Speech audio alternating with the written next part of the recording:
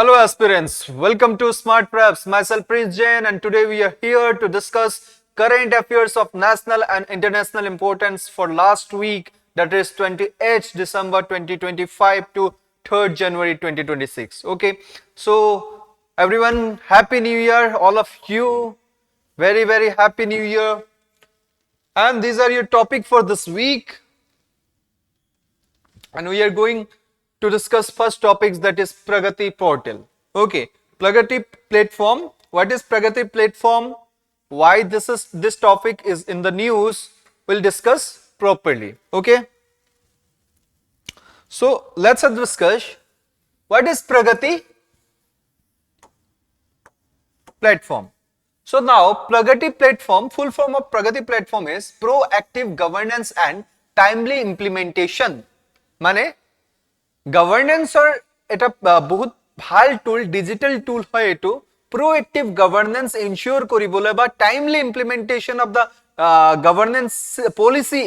ensure কৰিবলৈ এটা প্ল্যাটফৰ্ম তৈয়াৰ কৰা হৈছে যাৰ নাম হৈছে প্ৰগতি প্ল্যাটফৰ্ম। ঠিক আছে, প্ৰগতি প্ল্যাটফৰ্ম লঞ্চ কৰা হৈছিল 2015 ত। ওকে, কোনে ডেভেলপ কৰিছিল এই platform? Prime minister's office, PMO office with NIC, National Informatics Center. Okay, type ki hoy etu? It's a digital governance platform which ensure the timely implementation of the policies which are taken by the government. Okay, so why Pragati is created? Kyo bonua hoisile Pragati platform to? Kyo bonua hoisile? Why? So Pragati was created because government project often get delayed due to slow approvals, lack of coordinations, bureaucratic delays. Okay, sitting on the file culture, pushing on the file culture, red tapeism, these things. মানে কোনোবা এটা project আমি সরকারে project এটা policy এটা বনাই, ঠিক আছে, লেজিসলেচারে পলিসি বনাই, এক্সিকিউটিভে ইমপ্লিমেন্ট কৰি দিয়ে, কিন্তু যেতিয়া বিউৰোক্ৰেটিক লেভেলত আহি যায় বা যেতিয়া ডিস্ট্ৰিক্ট লেভেলত আহি যায় তেতিয়া আমাৰ সমস্যা কত হৈ যায়। জেনাৰেলি বহুত সাওক জেনাৰেল কৈ কোনোবা ডেভেলপমেন্টাল এক্টিভিটিজ কৰিব আছে, এনভাইৰনমেন্টাল তাত ক্লিয়াৰেন্স লব লাগিব, এনভাইৰনমেন্ট অফিসত গৈ যদি ৰাস্তা বনাব আছে, গছ কাটিবলৈ এনভাইৰনমেন্টৰ পৰা পাৰমিশন লব লাগিব, এনভাইৰনমেন্টাল পাৰমিশনটো একেবাৰে ডিলে হৈ যায়। বা কৰবাত পুখুৰী খান্দিব আছে তেতিয়া হলে আমি ফৰেষ্ট ডিপাৰ্টমেন্টৰ পৰা এক্স্যাক্টলি যদি ল্যান্ড ফৰেষ্ট ডিপাৰ্টমেন্টত আছে ফৰেষ্ট ডিপাৰ্টমেন্টৰ পৰা পাৰমিশন লব লাগিব। এই পাৰমিশনৰ ক্ষেত্ৰত কিছুমান ডিলেজ হৈ যায়, ঠিক আছে, আনডিউ ডিলেজ হৈ যায় বা দেৰি হৈ যায় এই প্ৰজেক্টটো ইমপ্লিমেন্ট হোৱাৰ বাবে। লেক অফ কোঅৰ্ডিনেশন, এতিয়া যদি দুটা কিবা এটা কাম দুটা বা তিনিটা ডিপাৰ্টমেন্টে মিলি কৰিব লগা আছে, মানি লওক environmental department, forest department and urban planning বা ৰুৰাল প্ল্যানিং ডিপাৰ্টমেন্টে যদি কৰিব আছে তেতিয়া হলে তিনিটা ডিপাৰ্টমেন্টৰ মাজতে এটা খুব ব্যৱস্থিত কোঅৰ্ডিনেশন লাগিব, হয়নে? খুব ব্যৱস্থিত কোঅৰ্ডিনেশন লাগিব। যদি এটা ডিপাৰ্টমেন্টে সব একু কৰি আছে আন দুটা ডিপাৰ্টমেন্টে গমকে নাপায়, এই কামটো সমাধা হৈ পৰিবনে? কেতিয়াও সম্ভৱপৰ নহয়। তাৰ কাৰণে আমাৰ কামবোৰ কিছুমান ডিলে হৈ গৈ আছে। তৃতীয়টো হৈছে বিউৰোক্ৰেটিক ডিলে, কিছুমান ইলিগেল এক্টিভিটিজ, ওকে, যেটো একেবাৰে ইলিগেল হয়, জেনাৰেলি ব্ৰাইবস হোক বা unnecessary influence, okay, money influence হোক বা muscle influence হোক বা sitting in the file culture হোক, pushing in the file culture হোক বা red tapeism, okay, এটা শব্দ চলে আমাৰ ইয়াত red tapeism, okay। এই red tapeism টো কি হয়? যেনেকে কোনোবা এটা ফাইলত ৰঙা ৰঙৰ এটা ফুটাৰে বান্ধি থৈ দিয়া যায়, এই ফাইলটো আকৌ খুলি না যায়, তাকে কোৱা হয় red tapeism। এবাৰ ৰঙা কালাৰৰ ফুটাৰে বান্ধি দিলে এই ফাইলটো আকৌ খুলিব বুলি। তাৰ পাছত আমি এই বড়া বাবু ছোটা বাবু কালচাৰত যাব লাগে। আজিৰ ডেটত ইন্ডিয়াত বহুত কমি গৈছে এইটো, বাট দ্য থিং ইজ বহুত আগত এই বড়া বাবু ছোটা বাবু কালচাৰ বহুত বেছি আছিল, ঠিক আছে। এইবোৰ কিছুমান প্ৰবলেম আছে আমাৰ গভৰ্নেন্স সিস্টেমত, এইবোৰক টেকেল কৰিবলৈ এই প্ৰগতি প্ল্যাটফৰ্মটো লঞ্চ কৰা হৈছিল 2015 ত। প্ৰগতি প্ল্যাটফৰ্মে কি হেল্প কৰে? Bridging everyone on one live digital platform, ঠিক আছে, সকলোকে এটা ডিজিটাল প্ল্যাটফৰ্মৰ আন্ডাৰত আনি দিয়ে, সকলোকে এটা ডিজিটাল প্ল্যাটফৰ্মৰ আন্ডাৰত আনি দিয়ে আৰু তেওঁলোকৰ যিবোৰ এক্টিভিটিজ এই ডিজিটাল প্ল্যাটফৰ্মতে তদাৰক কৰা হয়, ওকে, বা তাত সাৰ্ভে কৰা হয় বা চোৱা চিতা কৰা হয়, okay. Next reviewing project directly with top officials এতিয়া ইয়াত কি কৰে প্ৰধানমন্ত্ৰীয়ে নিজে বহি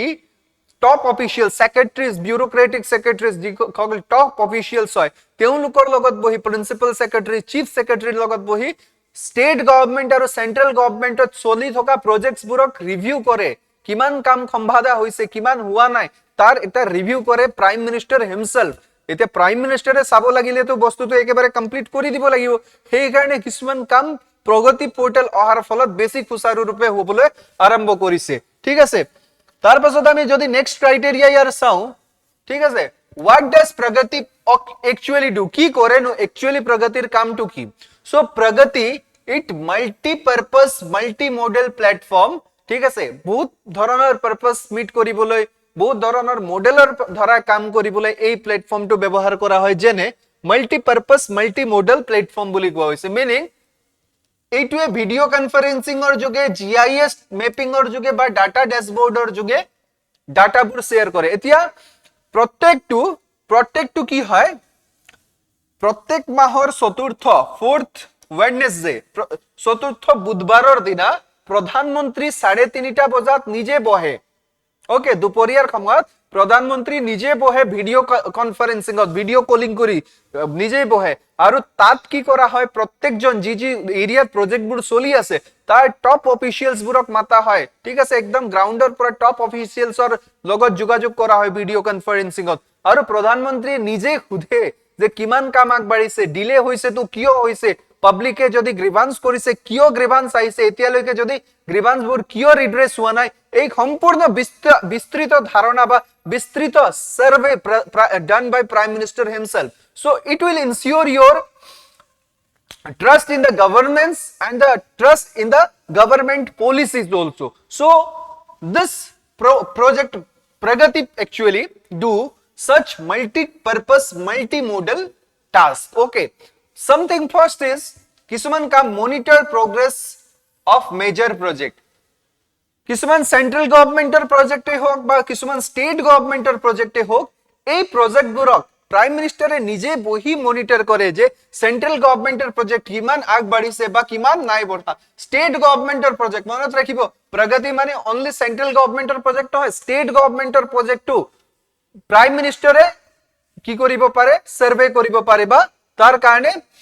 তাৰ progressবোৰ চেক কৰি লব পাৰে okay next track implementation of the schemes ঠিক আছে আৰু যিবোৰ পাব্লিক গ্ৰিভান্স আছে এইটো এড্ৰেছ কৰে কিমান ইমপ্লিমেন্ট হৈছে এই প্ৰজেক্টটো বা কিমান হোৱা নাই তাৰ implementation status to okay ensure project finish on time ensure citizens complaints are addressed মানে সিটিজেনে যি কমপ্লেইন কৰিছে সেই সিটিজেনৰ কমপ্লেইনবোৰ এড্ৰেছ হৈছে নে নাই এই তদাৰকি কৰা হৈছে নে নাই তাকো ইনশিওৰ কৰে এই প্ল্যাটফৰ্মে third thing is use real time monitoring এনেকুৱা নহয় যে আজি মই চাই আছো মোক এমাহৰ আগৰ ডাটা দেখাই আছে নাই আজিৰ ডেটত কিমান প্ৰগতি হৈছে যদি কামটো কৰবাত এটা ধৰি লওক দলং বনি আছে এটা দলং বনি আছে তো দলংৰ কিমানটো কাম সমাধা হৈছে এই দলংৰ কামটো আজিৰ ডেটত ওকে আপ টু ডেট আজিৰ ডেটত কিমান কাম সমাধা হৈছে তাক চেক কৰিব real time data monitoring use satellite based GIS map okay আজিকালি তো আমি জানো গুগল ম্যাপত এতিয়া আৰু এটা ফিচাৰ আপুনি ফটো ক্লিক কৰিলে তাত কোঅৰ্ডিনেটস বোৰ দেখাই দিয়ে লংগিটিউড লেটিটিউড ইমান টাইমত ইমান প্ৰিচিজনত ইমান ওপৰৰ পৰা ফটোটো লোৱা হৈছে বুলি লাইক দিস অনলি এই জিআইএস ম্যাপিং সিস্টেমেও কি কৰে গুটেই ৰিয়েল টাইমত কি চলি আছে পাৰ্টিকুলাৰ এৰিয়া তেনেকে মনিটৰিং কৰায় official must report actual status no fake reporting ঠিক আছে অফিশিয়ালস বুৰে একদম অ্যাকচুয়াল যেটো ৰাইট ৰিপোৰ্ট হয় কিমান আগবাঢ়িছে কিমান নাই ভৰা হেইটো দেখাব লাগিব ফেক ৰিপোৰ্টিং কৰিলে বা হা স্যার হৈ আছে কামটো লাহে লাহে চলি আছে এনেকে কলে কোনো ধৰণেও নহব so this is Pragati portal okay so Pragati what does Pragati day বুলি এটা দিন ধাৰ্য কৰা হয় কিয় ধাৰ্য কৰা হয় কি হয় प्रगति डे চাই লওক হেল্ড ওয়ান্স এভৰি মান্থ প্ৰত্যেক মাহৰ এটা দিন प्रगति डे বুলি ধাৰ্য কৰা হয় আৰু এই দিনটো হয় 4th Wednesday at 3:30 PM প্ৰত্যেক মাহৰ চতুৰ্থ বুধবাৰ ওকে প্ৰত্যেক মাহৰ চতুৰ্থ বুধবাৰত দিনত 3:30 বজাত দুপৰীয়া প্ৰধানমন্ত্ৰীয়ে নিজে বহি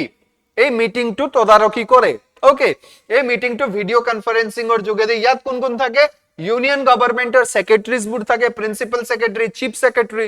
ওকে আৰু ষ্টেটৰ চিফ সেক্ৰেটাৰিজ বোৰো ইয়াতে থাকে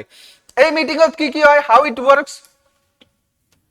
issues are uploaded 7 days earlier এতিয়া প্ৰধানমন্ত্ৰীয়ে কাক কি মেটাৰত কোৱেশ্চন খুদিব এইটো that means এটা মাহত 4টা বুধবাৰ হয় নহয় first second third fourth 4 number দিনা প্ৰধানমন্ত্ৰীয়ে খুদিব এই 3 নম্বৰ মানে ইয়াৰ পৰা ঠিক এক সপ্তাহৰ আগত 7 দিনৰ আগত 3 নম্বৰ বুধবাৰতে এই ইস্যুজ বোৰ পোৰ্টেলত আপডেট কৰি দিয়া থাকে আৰু যাৰ কাৰণে যাক কোৱেশ্চন খুদা হ'ব তেওঁ ইস্যুজ বোৰ কোৱেশ্চন বোৰ চাব প্ৰধানমন্ত্ৰীয়ে কি কোৱেশ্চন খুদিব এটো তেও চাব ঠিক আছে আৰু তাৰ কাৰণে এপ্ৰোপ্ৰিয়েট সলিউশন বা এপ্ৰোপ্ৰিয়েট আনসাৰ জিটো প্ৰধানমন্ত্ৰীক দিব লাগিব হেইটো ৰেডি কৰি ৰাখি লব 1/3 on 3rd Wednesday a question to upload হৈ যাব official must come to with prepared solution ঠিক আছে কি solution লাগিব বা কি answer দিব লাগিব ইয়াৰ কাৰণে officials are must ensure okay prime minister directly review the progress and give direction যিকোনো কাৰ্যৰ ফলত বা যিকোনো প্ৰশ্নৰ উত্তৰৰ পাছত প্ৰাইম মিনিষ্টাৰে ডাইৰেকশন দিয়ে যে আপোনালোকে এই কামটো উইদিন 15 ডেজ উইদিন 1 মান্থত কৰিব লাগিব বা এনেকুৱা কিছুমান ডাইৰেকশনস পিএম ৰ দ্বাৰা দিয়া হয় okay so this make the system fast transparent and accountable in the governance system okay এনেকুৱা ধৰণৰ চাওক এইটো গভৰ্নেন্সৰ যেতিয়া আপোনালোকে এপিএসসি ইউপিএসসি ৰ মেইন সেন্সৰ লাইটিংও কৰে তেতিয়াও গভৰ্নেন্সত লগত টেকনলজিক্যাল এনহান্সমেন্টত আনসাৰ লিখিবলৈ বহুত বেছি সুবিধাজনক হয় বাই দ্য ৱে ইয়াত আমি জাস্ট প্ৰগতি পোৰ্টেলৰ বিষয় বা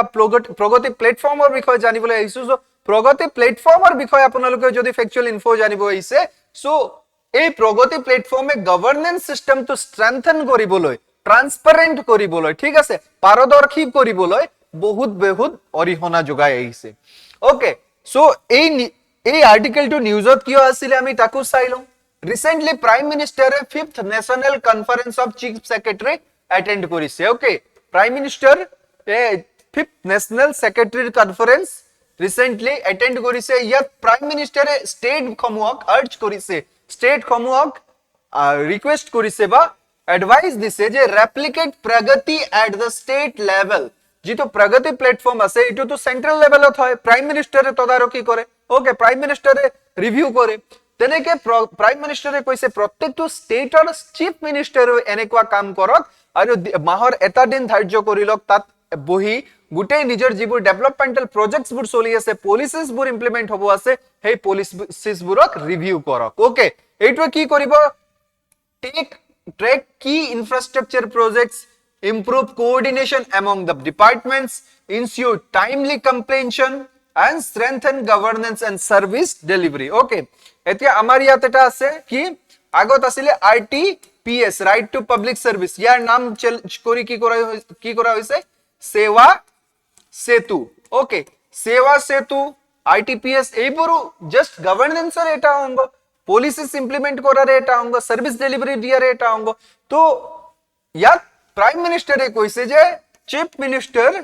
চিফ মিনিষ্টাৰেও নিজে বহি মাহৰ এটা দিনত এই ৰিভিউৰ কাম কৰক আৰু এই প্ৰগতি যেটো মডেল এই মডেলটো ষ্টেটতো ইমপ্লিমেন্ট কৰক ওকে আই হোপ আপোনালোকে আৰ্টিকেলটো বুজি পাইছে এই আৰ্টিকেলৰ বেসিছত আপোনালোকৰ বাবে এটা প্ৰ্যাকটিস কোৱেশ্চন দিয়া হ'ল please attempt this question and comment your answer in the comment section okay মই কোৱেশ্চনটো নপঢ়ো আপোনালোকে এবাৰ পঢ়িব আৰু ইয়াৰ আনসাৰ প্ৰথমতে কমেন্ট সেকশনত দিব ঠিক আছে যদি আনসাৰ দিবলৈ আপোনালোকক অসুবিধা হৈছে তেতিয়াহলে একো নাই মই কাৰেক্ট আনসাৰও ইয়াত দি দিছো কিন্তু প্ৰথমতে কাৰেক্ট আনসাৰ আপোনালোকে চাব নালাগে ঠিক আছে প্ৰথমতে কোৱেশ্চন এটেম্প কৰিব তাৰ পাছত কমেন্ট সেকশনত ইয়াৰ আনসাৰ দিব তাৰ পাছত গৈ কাৰেক্ট আনসাৰটো কি হ'ব তাৰ পিছত নিজে ইভালুৱেট কৰিব পাৰিব যে আপুনি দিয়া আনসাৰটো ভুল হৈছে নে শুদ্ধ হৈছে আৰু কিয় ভুল হৈছে কোনটো স্টেটমেন্ট শুদ্ধ কোনটো স্টেটমেন্ট ভুল মই এক্সপ্লেনেশনও দি দিছো তাৰ ওকে এতিয়া আহো আমি সেকেন্ড আৰ্টিকেলত আৰ্টিকেল নম্বৰ 2 কি কৈছে নন পাৰফৰ্মিং অ্যাসেট ঠিক আছে কেতিয়াবা কি হয় এনেকুৱা আমাৰ মা দেউতাই আমি পঢ়াখনা নকৰা দেখি কয় যে তই মোৰ নন পারফর্মিং অ্যাসেট তই এনপিএ হৈ গলি বুলি হয় নহয় jokes apart But the thing is, yes, what is non-performing asset? হয় নে? Non-performing asset কি হয়? ইয়াৰ ধাৰণাবোৰ কি হয় আমি আলোচনা কৰোঁ।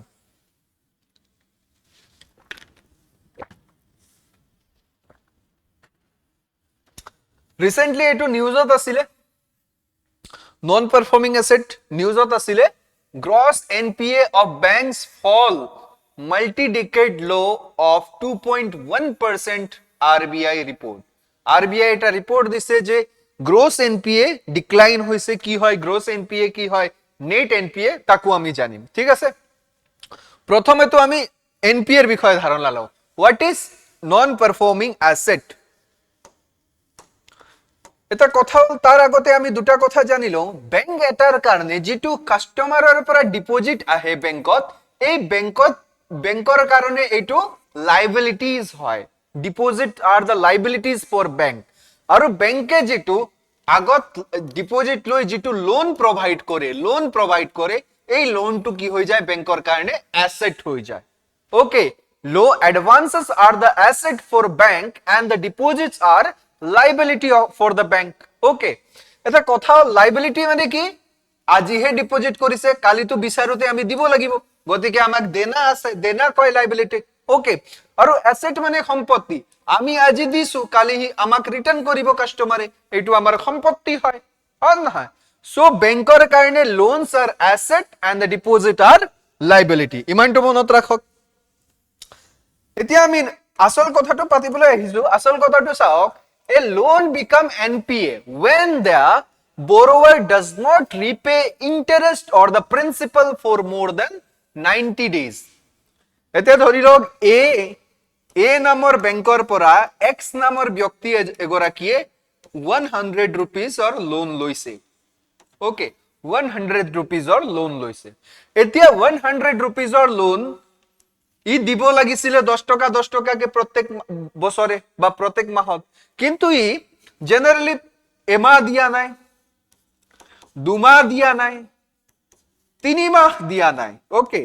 3 মাহ দিয়া নাই মানে আলটিমেটলি 90 ডেজ পাৰ হৈ গৈছে, এতিয়ালৈকে 1 টকাও ইনষ্টলমেন্ট পে কৰা নাই। এতিয়া এই যেটো 100 টকা বেংক এৰ কাৰণে কি হৈ যাব? এনপিএ, নন পারফর্মিং অ্যাসেট হৈ যাব। বুজি পাইছে? নন পারফর্মিং অ্যাসেট হৈ যাব। যদি আপুনি বেংকৰ পৰা লোন লৈছে, ওকে, আৰু বেংকক আপুনি 90 দিন ধৰি কোনো ধৰণৰ ইনষ্টলমেন্ট দিয়া নাই, ধৰি লওক 100 টকাৰ লোন লৈছিলে আৰু আপুনি প্ৰত্যেক মাহে 10 টকা দিব আছিল। ওকে, কিন্তু আপুনি এমাহ পাৰ হৈ গল, ঠিক আছে, এইটো লোন ডেট আছিল আজি 1 তাৰিখে লৈছে, 30 তাৰিখে দিব আছিল, 30 তাৰিখ পাৰ হৈ গল, আকৌ বেলেগ মাহৰ 30 তাৰিখ গল, নাই দিয়া, আকৌ বেলেগ মাহৰ 30 তাৰিখ গল, নাই দিয়া, টোটাল 30, 60, 90 দিন লৈকে আপুনি 1 টকাও বেংকক ইনষ্টলমেন্ট দিয়া নাই। তেতিয়া হলে বেংকৰ কাৰণে আপোনাক দিয়া এই 100 টকাটো হৈ যাব এনপিএ, নন পাৰফৰ্মিং অ্যাসেট। বুজি পাইছে? ওকে, বেংকৰ কাৰণে হৈ যাব এনপিএ। সো এনপিএ এইটো জেনাৰেল এগ্ৰিকালচাৰৰ এনপিএ বেলেগ হয়। এনি জেনাৰেলৰ কাৰণে 90 দিন লৈকে প্ৰিন্সিপাল বা ইন্টাৰেস্ট আপুনি যদি ৰিপে নকৰে, তেতিয়া it will goes to NPA. But in case of agricultural লোনৰ ক্ষেত্ৰত কি হয়? এনপিএ কেতিয়া হয়? শৰ্ট ডিউৰেশন ক্ৰপৰ কাৰণে, যেনেকে জাইদ ক্ৰপ হৈছে, ৰাবি ক্ৰপ হৈছে, এই ক্ৰপত যদি আপুনি দুটা ক্ৰপ সিজন পাৰ কৰি দিছে, ঠিক আছে, দুটা ক্ৰপ সিজন মানে এবাৰ খেতি কৰিলে উঠাই দি তাৰ পিছতে লোন ৰিপে কৰিব, কিন্তু আপুনি এবাৰ খেতি কৰিছে, উঠাইছে, লোন পেমেন্ট কৰা নাই, আপুনি আকৌ খেতি কৰিছে, আকৌ উঠাইছে, দুটা সিজন পাৰ কৰি দিলে, এতিয়ালৈকেও যদি আপুনি লোন দিব পৰা নাই, লোনৰ এমাউন্ট ৰিটাৰ্ণ কৰিব পৰা নাই বা ইনষ্টলমেন্টটো দিয়া নাই, তেতিয়া হলে ঠিক আছে জাইদ আৰু ৰাবি ক্ৰপৰ কাৰণে এই যেটো লোন দিয়া হৈছিল, এই লোনটো হৈ যাব এনপিএ। কিন্তু লং ডিউরেশন ক্রপস যেনে খারিফ ক্ৰপসৰ ক্ষেত্ৰত কি হয়? এটা সিজন, ওকে, এইটো দিন বেছি লাগে, গতিকে এবাৰ খেতি কৰি উঠাই গোটেই চক্ৰটো শেষ কৰিলে, তথাপিও আপুনি লোনটো ক্লিয়াৰ কৰা নাই বা ইনষ্টলমেন্টে দিয়া নাই, তেতিয়া হলে এটা ক্ৰপ সিজনলৈকে যদি আপুনি খাৰিফ ক্ৰপৰ ক্ষেত্ৰত নিদিয়ে লোন, তেতিয়া হলে আপোনাৰ খাৰিফ ক্ৰপৰ ক্ষেত্ৰত যদি আপুনি এটা ক্ৰপ সিজন পাৰ কৰি লৈছে তথাপিও আপুনি ৰিটাৰ্ণ কৰিব পৰা নাই তেতিয়া হলে বেংকৰ কাৰণে হৈ যাব এইটো এনপিএ এগ্ৰিকালচাৰ লোনৰ ক্ষেত্ৰত এনেকে হয় শৰ্ট ডিউৰেচন ক্ৰপছ আৰু লং ডিউৰেচন ক্ৰপছ ঠিক আছে এতিয়া কথা চাও আমি বেলেগ ঠিক আছে এতিয়া এই এনপিএ কৈ আছো যে আমি এনপিএৰ প্ৰকাৰ কি হয় চাই লম ওকে এনপিএৰ প্ৰকাৰ আমি চাই লওঁচোন কি হয় কোনো এটা লোন জেনাৰেলি কোনো এটা লোন বা এডভান্স বেংকৰ পৰা লোৱা হৈছে আৰু যদি আপুনি প্ৰথম লোৱাৰ 90 দিনৰ ভিতৰত ৰিটাৰ্ণ দি দিছে বা ইনষ্টলমেন্ট এটা ৰেগুলাৰ কে 90 দিনৰ ভিতৰে আপুনি দি আছে তেতিয়া হলে ঠিক আছে আপুনি এক মাহৰ ভিতৰত এক মাহত নিজৰ ৰেগুলাৰ টাইম টু টাইম যেটো লোন বা এডভান্স লৈছে ৰিপেমেন্ট কৰি আছে তেতিয়া হলে এই লোনক কোৱা হ'ব নো ডিলে লোন বা ৰেগুলাৰ লোন বুলি কোৱা হ'ব কি কোৱা হ'ব ৰেগুলাৰ লোন বুলি কোৱা হ'ব যদি আপুনি একেবাৰে 90 দিনলৈকে লোন পেমেন্ট কৰা নাই তেতিয়া হলে প্ৰথম দিনৰ পৰা ঠিক আছে প্ৰথম দিনৰ পৰা 30 দিনলৈকে যেটো লোন থাকিব এইটোক এসএমএ 0 বুলি ক'ব কি ক'ব এসএমএ 0 ওকে এক দ্বিতীয় মাহৰ কাৰণে এইটো এসএমএ 1 ত যাব তৃতীয় মাহত এইটো এসএমএ 2 ত যাব তৃতীয় মাহ শেষ হোৱাৰ লগে লগে মানে 3 মাহ 90 দিন কমপ্লিট হৈ গৈছে এসএমএ পিৰিয়ড কমপ্লিট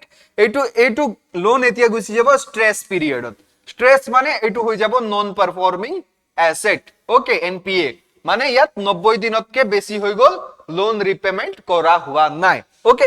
এতিয়া প্ৰথমতে এই 90 দিনতকে বেছি এক বছৰৰ ভিতৰত আকৌ আহি আপোনাৰ মন গল যে নাই দি দিও টকাটো বেচাৰা বহুত লস হৈ যাব এক বছৰৰ ভিতৰত 90 দিনৰ কে বেছি কিন্তু এক বছৰৰ ভিতৰত 3 মাহতকে বেছি কিন্তু 12 মাহতকে কম পিৰিয়ডৰ আপুনি যদি লোনটো দি দিয়ে তেতিয়া হলে এই লোনটো কত থাকিব সাবস্টেন্ডাৰ্ড এসেটত থাকিব যদি কোনেও এক বছৰৰ পৰা বেছি সময়লৈকে কোনো লোন পেমেন্ট কৰা নাই তেতিয়া হলে এই লোনটো গুছি যাব ডাউটফুল এসেটত কি হৈ যাব ডাউটফুল এসেট হৈ যাব আৰু একেবাৰে এই লোনটো নিদিয়ে আৰু খাই দিলে বুলি যে কয় মোৰ টকাটো খাই দিলে বুলি যে কয় এই খাই দিয়া হৈ যাব লস এসেট সো এনপিএ ৰো বহুত ক্যাটাগৰি থাকে এসএমএ 0 এসএমএ 1 এসএমএ 2 এসএমএ 2 ৰ পাছত এনপিএ হয় এনপিএ তো আপোনাৰ এসএসএ আহে সাবস্টেন্ডাৰ্ড এসেট তাৰ পাছত আহে ডাউটফুল এসেট তাৰ পাছত গৈ আহে একদম কি হৈ যায় লস এসেট ঠিক আছে সো এইটো আছিল এনপিএ ৰ ধাৰণাটো এতিয়া এনপিএ কি হয় generally types of NPA generally গ্ৰোস NPA এটা থাকে আৰু নেট এনপিএ এটা থাকে ধৰি লওক এটা বেংক এ নামৰ বেংক এটাই ঠিক আছে 1000 কোটি টকা লোন দিছে কিমান টকা 1000 কোটি টকাৰ লোন দিছে ওকে আৰু এই 1000 কোটি টকা যিমান টকাৰ বেংকে লোন দিছে মাৰ্কেটত এইটো ইয়াৰ কাৰণে কি হৈ যায় এই লোনটো যদি ৰিকভাৰ নহয় 1000 কোটি টকা গুটেই এইটো হৈ যাব ইয়াৰ কাৰণে গ্ৰোস এনপিএ কি হৈ যাব গ্ৰোস এনপিএ ওকে এতিয়া কিছুমান বেংকে কি কৰে আমি যে ইমাৰ্জেন্সি ফান্ড এটা থৈ দিও ঠিক আছে আমি খৰত তেনেকে কৰিছিলো ঘৰৰ পৰা যদি 100 টকা এটা পাও 20 টকা পকেটেৰ পাৰ্সৰ একেবাৰে এনেকুৱা কোনা থৈ দিও স্কুল বা কলেজ যাওতে কোনেও দেখিয়ে না পায় কেতিয়াবা যদি গাড়ীৰ ভাড়াও নাই তেতিয়ালে এই 20 টকাটো দি বাস ভাড়া কৰি বাসত দি আমি ঘৰ আহিব পাৰো ঠিক আছে তেনেকে আমাৰ স্কুলৰ সময়ত আমি কলেজৰ সময়ত কৰিছিলো বাৰু বেংকে এটাও তেনেকে কৰে যে 1000 কোটি টকা যদি লোন দিছে ই ধৰি লওক 400 কোটি টকা নিজৰ পৰা উলাই ৰাখি দিব যে যদি লোনটো পেমেন্ট নহয় 400 কোটি টকাৰ তথাপিও আমাৰ লগত 400 কোটি টকা এটা এসাইড মানি আছে বা সেফ পারপাস আছে জিটোৰ দ্বাৰা আমি পাছত গৈ মেকআপ কৰিব পাৰিম কিন্তু এটা কথা হল এই 1000 কোটি টকাৰ টোটাল লোন লস হৈ গল এনপিএ হৈ গল আমাৰ ক্ষেত্ৰত মানে এইটো লোন নাহে আৰু আমাৰ ওচৰত ঘূৰি এতিয়া 400 কোটি টকাটো আমি আমাৰ কাৰণে ৰিকভাৰি এমাউন্ট জমা কৰি ৰাখিছিলো ইয়াক কয় প্ৰভিজনিং এমাউন্ট কি কয় প্ৰভিজনিং এমাউন্ট আৰু এতিয়া আমাৰ লগত আমাৰ টোটাল আসলতে লস কিমান হল 600 কোটি টকাৰ 6 এনেইতো 1000 কোটি টকা কিন্তু ইয়াৰ কাৰণে 400 কোটি ৰিকভাৰী এমাউন্ট আছিলে গতিকে 1000 কোটি টকাৰ পৰা 400 কোটি টকা মাইনাস কৰিলে 600 কোটি টকাৰ যেটো কৰ্পাছত আমাৰ লস হ'ব এইটো কম আমি নেট এনপিএ কি কম net NPA okay net non performing asset gross ইয়াত চাওক ইয়াত ভালকে বুজাই দিয়া আছে হোৱাট ইজ গ্রস এনপিএ মানে হৈছে total loan amount that has not been repaid for 90 days 90 দিন হৈ গল যিমান টকা এতিয়ালৈকে কিন্তু যিমান লোন দিছিলো ঘুৰি অহা নাই okay overall asset quality of the bank যিমান লোন দিছিলে সকলো মিলাই এই এনপিএ হলে 1000 কোটি টকা 1000 crore এইটো কোৱা হ'ব গ্রস এনপিএ নেট এনপিএ মানে হৈছে net NPA is equal to gross NPA minus provisions okay মানে আমি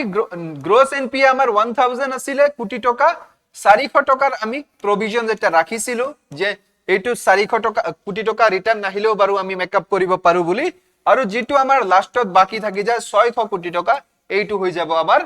নেট এনপিএ বুজি পাইছে slow then shows the real risk of the bank আসলতে ব্যাংকৰ কাৰণে ৰিস্ক ফেক্টৰটো 600 কোটি টকা 1000 কোটি টকা দিলেও 400 কোটি টকাটো আছে তাৰ লগত হয় নহয় কিন্তু 600 কোটি টকাটো এতিয়া কেনেকে পাব এটো আমাৰ পৰা লস হৈ গল এইটো কোৱা হয় নেট এনপিএ ওকে এতিয়া এই 400 কোটি টকা কোৱা হয় প্ৰভিজনিং এই প্ৰভিজনিং কি হয় চাই লও আমি what is provisioning bank set aside money from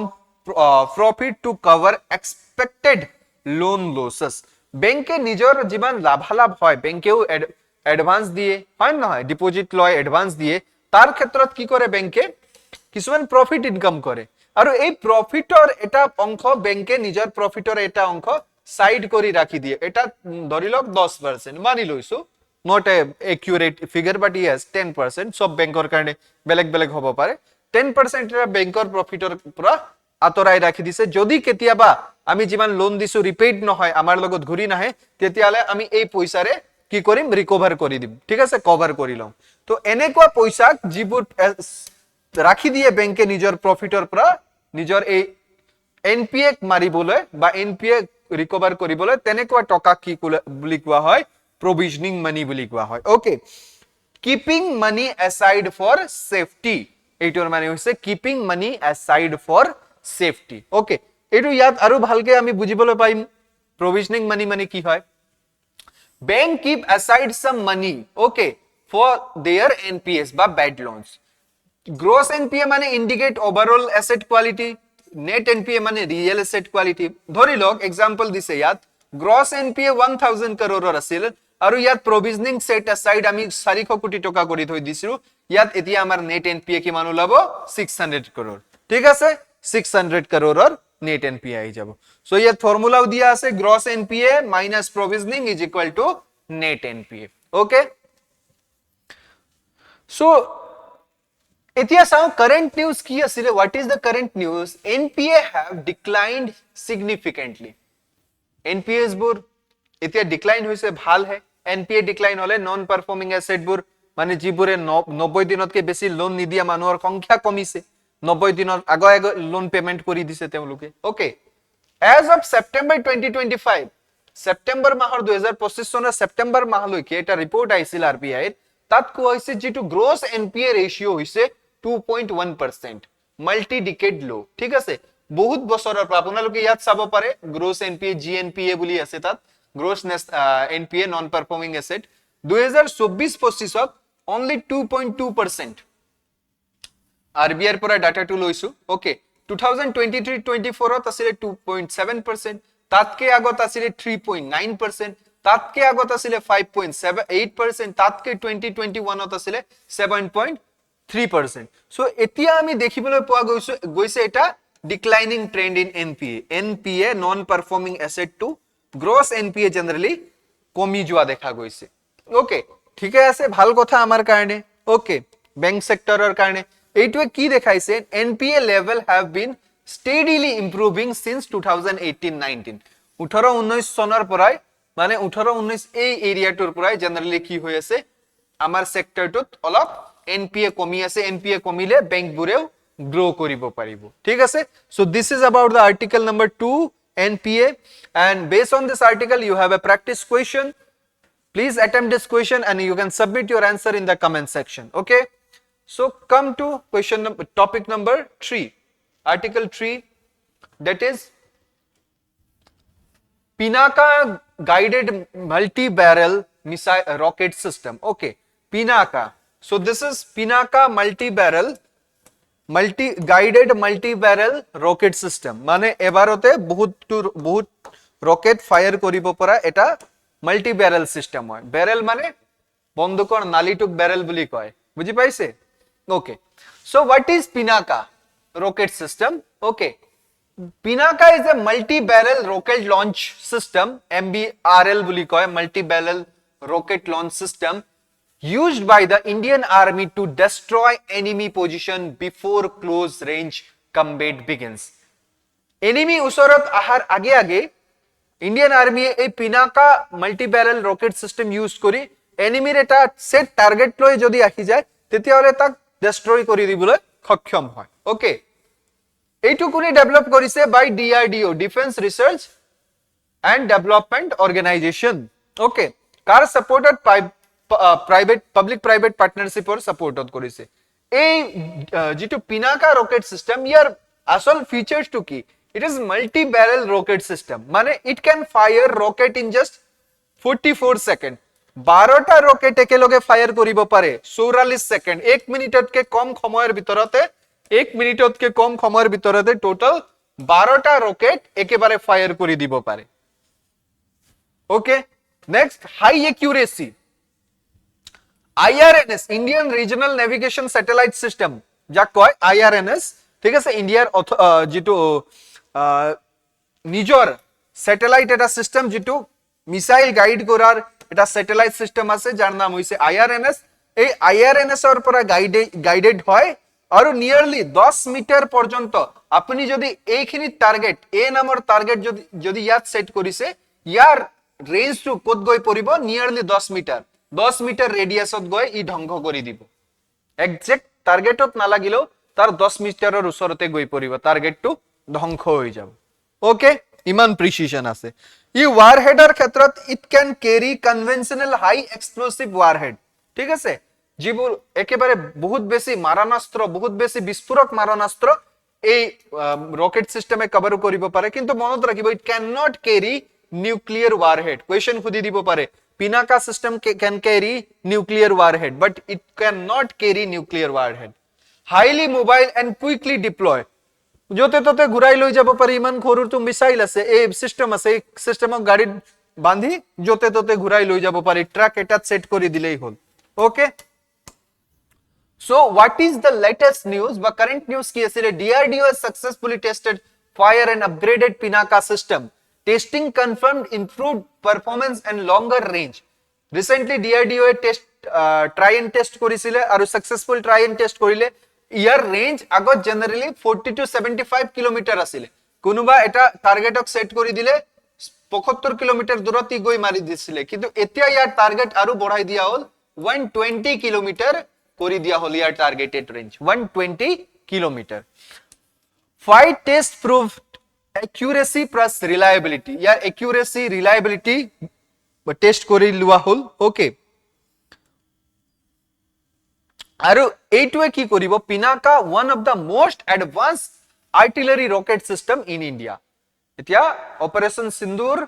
just সিন্দুৰৰ সময়ত আমাৰ লগত 40 to 75 কিলোমিটাৰ ৰেঞ্জৰে Pinaka আছিলে, এইবাৰ আছে 120। ইয়াৰ পৰা ৰকেট লঞ্চ হ'ব, পাঞ্জাবৰ পৰা সিধা ৰকেট লঞ্চ হ'ব, পেশাৱৰত গৈ ৰকেট ব্লাস্ট হ'ব, ঠিক আছে? এই কাৰণে পাকিস্তান এইবাৰ চুপচাপ থকাই ভাল। আপোনালোকে গম পায়নে, মই যে নাম কৈ আছো পিনাক বা পিনাকা, পিনাক বা পিনাকা, এই নামটো আসলতে কৰ পৰা লোৱা হৈছে? মহাদেৱৰ যিটো ধনু, যেনেকে ওকে বিষ্ণু ভগৱানৰ যিটো ধনু তাৰ নাম হৈছে সাৰংগ। ওকে, তেনেকে ৰামচন্দ্ৰৰ যিটো ধনু তাক কোৱা হয় বিজয় ধনু। ওকে, তেনেকে অৰ্জুনৰ যিটো ধনু তাক কোৱা হয় গাণ্ডীৱ ধনু। তেনেকে ভগৱান শিৱৰ যিটো ধনু, ঠিক আছে, যিটো এৰো, ঠিক আছে, বো, এই বোক বা ধনু কি কোৱা হয়? পিনাক বুলি কোৱা হয়। পিনাক ওকে এই ধনুৰ নাম হৈছে পিনাক সো এই ধনুৰ নামৰ পৰা এই গুটেই ৰকেট সিস্টেমটোৰ নাম Pinak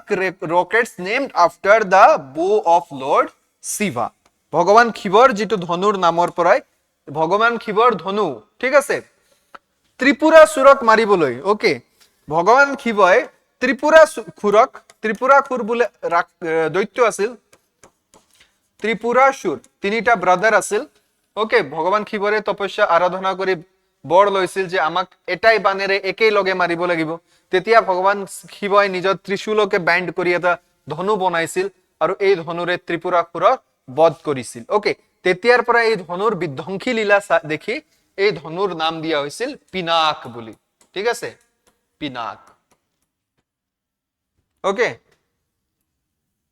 so this is about Pinaka rocket system based on this topic you have a practice question you can submit this question's answer in the comment section okay please attempt this question and submit the answer in the comment section next article pralay missile aji bahut missile or articles ase duta man so pralay missile what is pralay missile so Pralay missile, it's indigenously developed by Defense Research Development Organization, DRDO. Okay. Short range missile hoy, surface to surface missile hoy. Or surface or para marile, surface hote goe strike koribo, enekwa missile hoy. Aru generally use solid fuel. Okay. It will liquid na hoy, solid fuel ot chole. Aru high speed precision strikes. Bahut beshi speed ot jay, bahut precise hoy yar strike. ঠিক আছে আৰু এইটো general ballistic missile হয় quasi ballistic missile not exactly ballistic missile what is ballistic মিসাইলত যদি আপুনি ইয়াৰ পৰা fire কৰি দিয়ে তেতিয়া এইটো গ্ৰেভিটিৰ ওপৰত যায় একেবাৰে ওপৰত অল্টিটিউডত যায় আৰু ইয়াৰ পৰা নিজক এটা টাইমত গৈ ইয়াত ৰকেট নিজৰ বুস্টাৰবোৰ বন্ধ কৰি দিয়ে আৰু ইয়াৰ পৰা যেতিয়া এইটো পৰে তলত এক্স্যাক্টলি ইমান স্পিডত পৰে কোনোবা এটা এনেকে বস্তু আমি যিমান ফোৰ্স লগাম কিমান ওপৰত যাব কিন্তু পৰাৰ সময়ত তো গ্ৰেভিটি এট্ৰাক্ট কৰিব গ্ৰেভিটি পুল হয় নহয় সো গ্ৰেভিটি পুলে কি কৰিব ইমান স্পিডত লৈ আহিব আৰু স্ট্ৰাইক কৰিলে এই স্ট্ৰাইকটো ইমান প্ৰিসাইজ হয় আৰু ইমান ডিস্ট্ৰাকটিভ হয় ঠিক আছে সো ব্যালিস্টিক মিসাইলৰ ডিস্ট্ৰাকশনটো বহুত বেছি হয় আৰু এটা মিসাইল আছে ক্ৰুজ মিসাইল বুলি কোৱা ক্ৰুজ মিসাইলটো হৈছে guided missile okay guided missile okay যেনেকে আমি অলরেডি এতিয়া পঢ়িছো কি পিনাকা রকেট সিস্টেম পিনাকাৰ যেটো মিসাইলস বুৰ যাব এটো guided missile cruise missile but this is ballistic missile একেবাৰে উপৰত যাব বাস টাৰ্গেট ওয়ান্স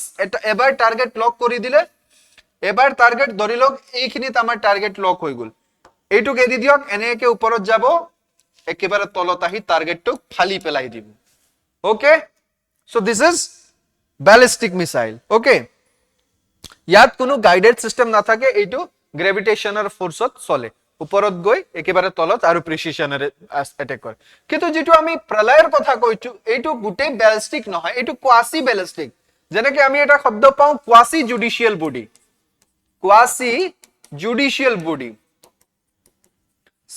বডি মানে this body is not a totally judiciary it acts like judiciary okay এই বডিটো জুডিশিয়ারি নহয় বা জজৰ কাম নকৰে কোৰ্টৰ কাম নকৰে কিন্তু জাজমেন্ট দিয়াৰ কাম কৰে জজৰ নিচিনা কোৰ্টৰ নিচিনা কাম কৰে কোৰ্ট নহয় okay human right commission NHRC বুলি যাক কও national human right commission it's a quasi judicial body okay Normal ballistic missile or ক্ষেত্ৰত engine stop early falls freely under the gravity আৰু uncontrolled path যায় এটো ইয়াৰ পৰা গৈ এটা সময়ত ইঞ্জিন বন্ধ কৰি দিয়া হয় তাৰ পাছত যেটো পৰে আৰু ইয়াত কন্ট্ৰোল কৰি ৰাখিব নোৱাৰি ইয়াতো আনকন্ট্ৰোল পাথত পৰিব কিন্তু বাট প্ৰলয়ৰ ক্ষেত্ৰত অলপ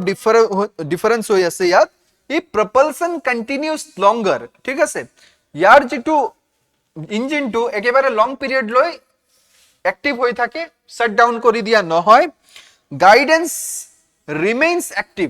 ওকে ইয়াত যে পৰাৰ সময়তো অলপ পাথবোৰ যদি এনেকে নহয় ইয়াত এনেকে চেঞ্জ কৰি দিও নহয় ইয়াত আনি দিও এনেকে কলেও এই প্ৰলয়ত পাৰি মানে এইটো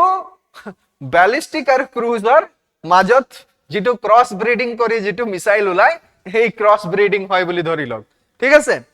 it can change direction mid flight ই উড়ি থকাৰ সময়ত নাই নাই এনেকে ডাইৰেকশন দিব লাগে এনেকে কৰিলো এই ডাইৰেক্ট চেঞ্জ কৰিব পাৰে কাৰেন্ট নিউজত কি আছিল প্ৰলয় মিসাইলটো because DRDO recently successfully conducted a salvo launch ঠিক আছে স্লেভো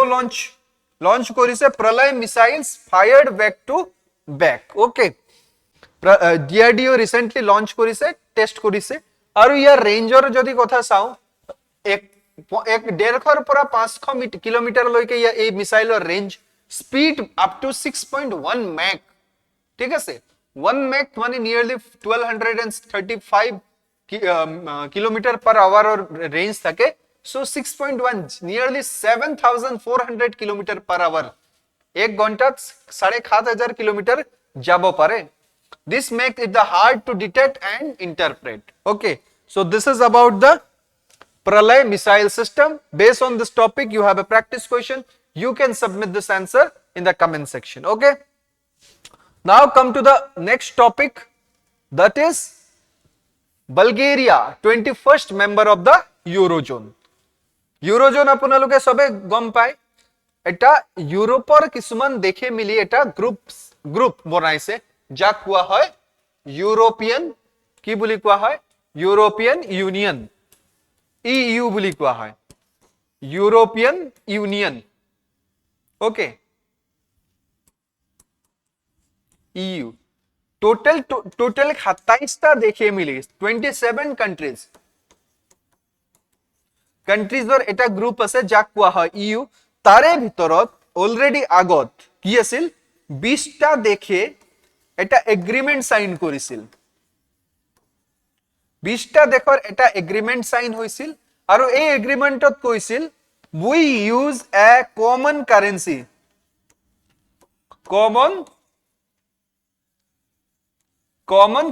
system use কৰিব কি হ'ব এই কাৰেন্সিটো ইট ইজ ইউৰোপৰ কাৰেন্সি এই ইউৰো কমন কাৰেন্সি 20 টা দেশে ইউজ কৰিব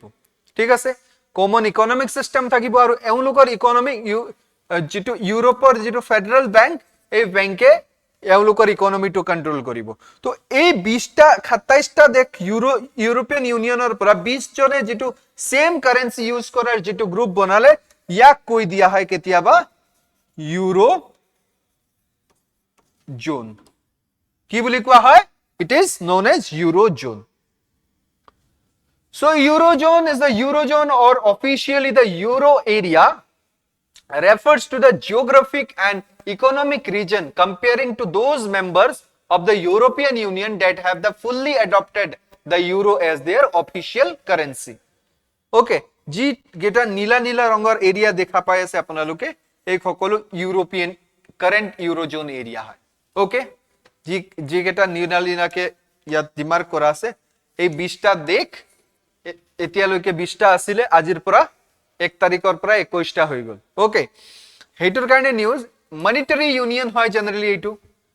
monetary union means called a currency union it's a group of countries that adopt a common currency এটাই এই 20 টা দেখত এটাই কারেন্সি চলে যেনেকে আমাৰ ভাৰতত কি চলে টকা হয়নে টকা চলে বাংলাদেশতো টকা চলে যাক কি কোৱা হয় টাকা বুলি কোৱা হয় ওকে কিন্তু আমাৰ ভাৰতৰ যেটো টকা আমাৰ ভাৰততে চলে হয়নে ৰুপিস যেটো কয় ৰুপিস আমাৰ ভাৰততে অনলি চলে বাহিৰতো নচলে হয় কোনোবাই এক্সচেঞ্জ কৰি লৈছে এটো বেলেগ কথা বাট দ্য থিং ইজ আমি তো জাস্ট বাহিৰত গলে বেলেগ দেশৰ কাৰেন্সি চলাব লাগে কিন্তু এই ইউৰোজোনত থকা 20 টা দেশ এতিয়ালৈকে 20 টা আছিল এতিয়া প্লাস 1 21 টা দেশৰ যিবোৰ এটাই টকা চলিব যাৰ নাম আছে euro local currency euro okay আৰু এনেকুৱা গ্ৰুপক ইউৰোজোন বুলি কোৱা হয় same adopted common currency share common monetary policy एटाई धৰণৰ এক ধৰণৰে তাৰ বিত্তীয় পলিসি থাকিব monetary policy okay 3 are governed by a center monetary authority okay central monetary authority এটাই থাকিব যেনেকে আমাৰ ভাৰতৰ টকা আৰবিআই গভৰ্ন কৰে তেনেকে এই ইউৰোজনৰ গোটেই এটা বেংক থাকিব European central bank ECB ECB এ গোটেই ইউৰোজনৰ মানি ইকোনমিটো কন্ট্ৰোল কৰি ৰাখিব okay monetary economy current news কি আছিলে বালগেৰিয়া নামৰ এটা দেশে এই ইউৰোজনক 21 নম্বৰ দেশ হৈ যাব এইটো জয়েন কৰিছে অলৰেডি ই 27 টা ইউৰোপিয়ান ইউনিয়নৰ ভিতৰত আছিল কিন্তু অলৰেডি তেতিয়া কি আছিল 20 টা ইউৰোজনৰ কান্ট্ৰি আছিল আৰু 7 টাৰ লগত নিজৰ নিজৰ সেপাৰেট মুদ্ৰা আছিল কিন্তু এতিয়া ইয়াত কি হৈ গৈছে এতিয়া ইয়াত 21 টা হৈ গৈছে এতিয়া বাস ইয়াত 6 টা দেশ এনেকুৱা থাকিছে যাৰ নিজৰ নিজৰ এটা সেপাৰেট মুদ্ৰা আছে কিন্তু ইয়াত 21 টা ইউৰোজনে সেম মুদ্ৰা ইউজ কৰিব ধৰিছে দ্যাট ইজ ইউৰো আৰু ইন্টিগ্ৰেশন কেতিয়াৰ পৰা হৈছে বালগেৰিয়াৰ 1st January 2026 that will be take a number of 21 out of 27 European Union countries okay so Bulgaria is the recent country who joined Eurozone ঠিক আছে বালগেৰিয়াৰ বিষয়ে আমি অলপ চাই লম বালগেৰিয়াৰ বিষয়ে এবাৰ বালগেৰিয়াৰ কোৱেশ্চনটো আহিব পাৰে ম্যাপিংৰ কোৱেশ্চনটো বালগেৰিয়া ইম্পৰ্টেন্ট হৈ যাব পাৰে ইয়াৰ location it located in the south eastern region of European countries okay south eastern region of European country সব জেনাৰেলি এই বালগেৰিয়া নামৰ সৰু এটা দেশ অৱস্থিত আছে ওকে বালকান পেনিনসুলাৰ পাৰ্টত এই জেনাৰেলি এই দেশটো আছে বৰ্ডাৰ কাৰ লগত শেয়াৰ কৰে এই দেশে বালগেৰিয়াই रोमानिया टर्की ग्रीस मेसिडोनिया আৰু সাৰ্বিয়া এই কেইটা দেশৰ লগত নিজৰ বৰ্ডাৰ শেয়াৰ কৰে মেৰিটাইম বৰ্ডাৰ কাৰ লগত শেয়াৰ কৰে ইস্টাৰ্ন সাইডত জেনাৰেলি ব্ল্যাক সিৰ লগত ইস্টাৰ্ন সাইডত ব্ল্যাক সি কত আছে ইউক্ৰেইনৰ ওচৰে পাজৰে সো এইখিনি এৰিয়াত এই বালগেৰিয়াই নিজৰ বৰ্ডাৰ শেয়াৰ কৰে বালগেৰিয়াৰ ক্যাপিটাল কি হয় মনত ৰাখিব সোফিয়া ঠিক আছে এটা গান আছে নহয় ইস্ক সোফিয়া না লাগে হে সোফিয়া মনত ৰাখি ললেই হল ঠিক আছে বালগেৰিয়াৰ ক্যাপিটাল জোকস পাৰ্ট আপোনালোক বহুত বেছি সিৰিয়াস হৈ শুনি থাকে নেকি অলপ মাঝে মাঝে জোক কৰিব লাগে হাঁহি ধেমালিৰে একদম চিল হৈ পঢ়ক don't be such type of serious okay geographical feature of Bulgaria mountain ranges আছে ইয়াত generally Balkan mountains are the main cut across the central part of the country while the Rhodope mountain run through southern Bulgaria along with the border with Greece Greeceৰ border ওচৰে Rhodope mountains আছে আৰু এনে Balkan mountains Bulgaria আছে highest point generally Bulgaria কি আছে Mushala mountain is the in the Rila mountains is the highest peak of Bulgaria major river জানিলক Danube river बहुत बेसी न्यूज़त থাকে Danube river Iskur Martisa Sturma Tundeza and Yantra river are the major rivers of this Bulgaria here climate generally mostly Bulgaria climate hoy moderate continental climate hoy okay আৰু natural resources ভিতৰত bauxite copper lead zinc আৰু coal এই গেটা পোৱা যায় so this is about complete geography of Bulgaria কিয়নো Bulgaria এবাৰ নিউজত আহিছে তো Bulgaria আৰু আপোনালোকে আৰু মনত ৰাখিব ASEAN ঠিক আছে Association of South East Asian Nation Asian ঠিক আছে এই এশিয়ানত রিসেন্টলি 11 নম্বৰ 11th কান্ট্ৰি এটা জয়েন কৰিছে 11th ওকে তিমোৰ লিষ্টৰ বিষয়ে এবাৰ আপোনালোকে চাই যাব লাগিব so based on this article you have a practice question please submit your answer in the comment section okay after attempting this question okay